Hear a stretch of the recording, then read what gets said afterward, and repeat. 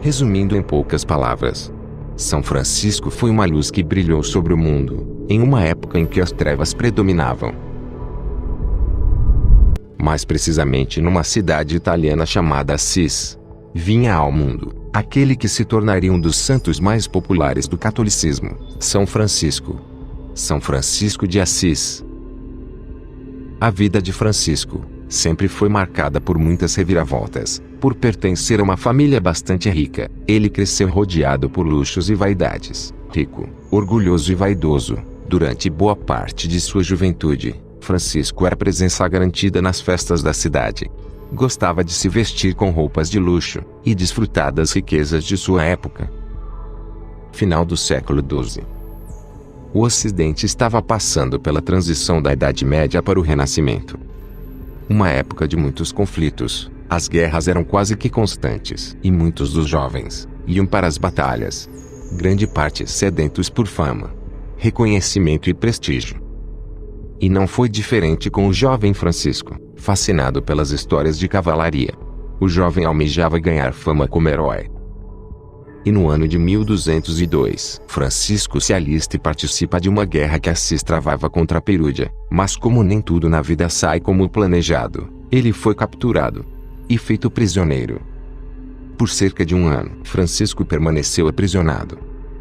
Na prisão, ele ainda acabou contraindo algumas infecções, entre elas a malária.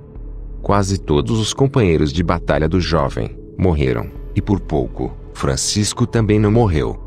Neste período, ele passou a refletir sobre as coisas importantes da vida, mas após um ano sendo prisioneiro, foi libertado, através da influência do pai. Quando retornou à cidade, Francisco ainda juntou-se à cavalaria de Assis, e tentou retornar às batalhas. Mas uma recaída por conta da malária o obrigou a desistir da ideia.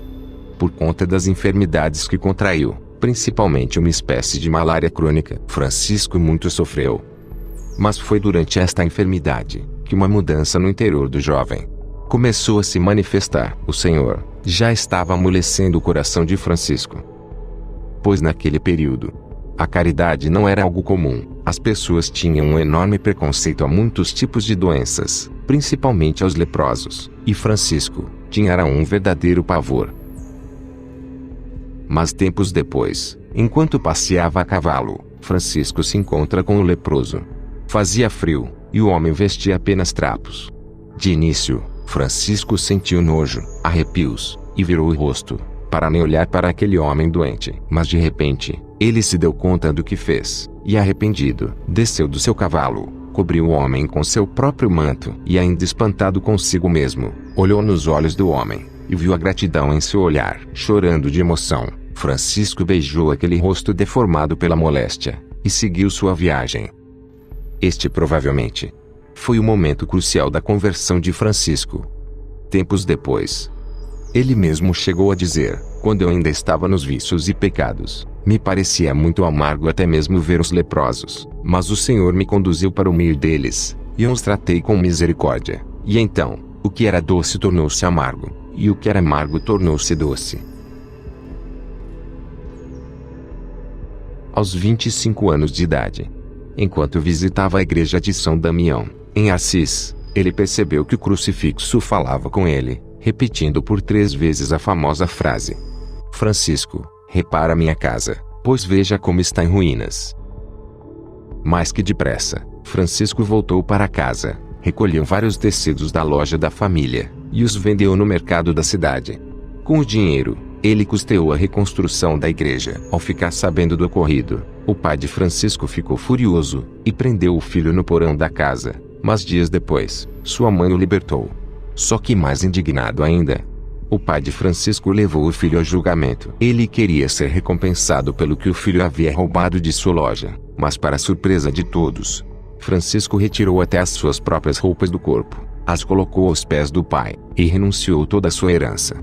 Francisco então passou a viver sem nenhuma posse, vestindo apenas uma velha túnica. Ele visitava os doentes, reconstruía igrejas com materiais doados, e se alimentava com o pouco que ganhava das pessoas.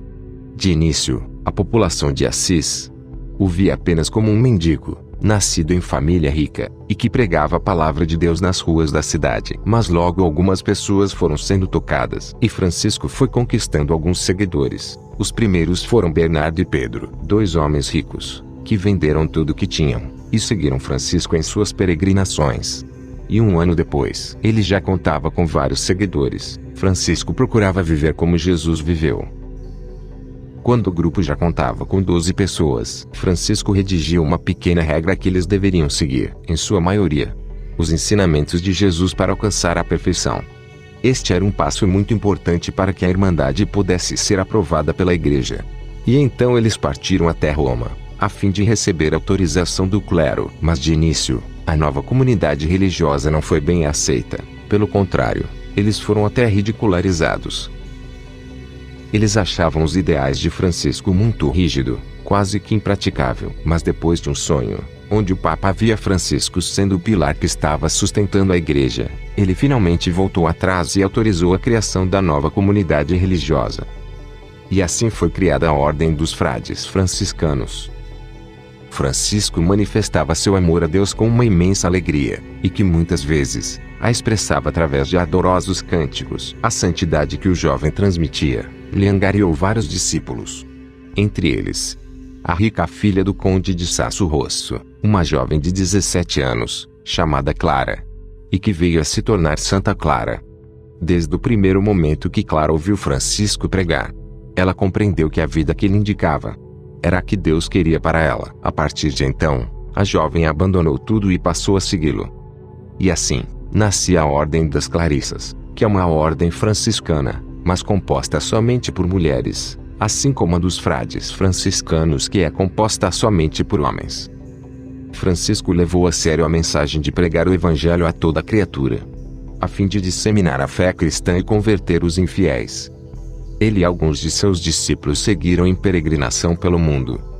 Didático e de voz suave, Francisco usava todos os recursos possíveis para transmitir os ensinamentos de Cristo. No ano de 1223, estando ele em uma gruta na cidade de Grécio, Francisco teve a ideia de usar uma manjedoura e algumas figuras esculpidas para representar o nascimento de Jesus Cristo. A ideia surgiu durante uma de suas leituras, e diante da cena, o próprio Francisco celebrou a missa para a população que o assistia. E foi assim que nasceu o presépio de Natal como conhecemos hoje, além dos muitos milagres que realizou.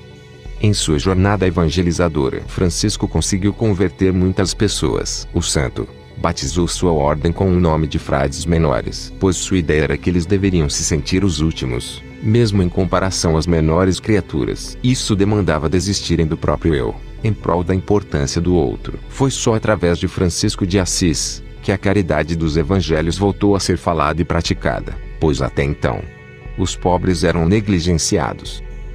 Francisco também tinha um amor muito grande por todos os animais. Pregava o respeito a todas as criaturas, que para ele, eram todos obras de Deus, e os chamava de irmãos.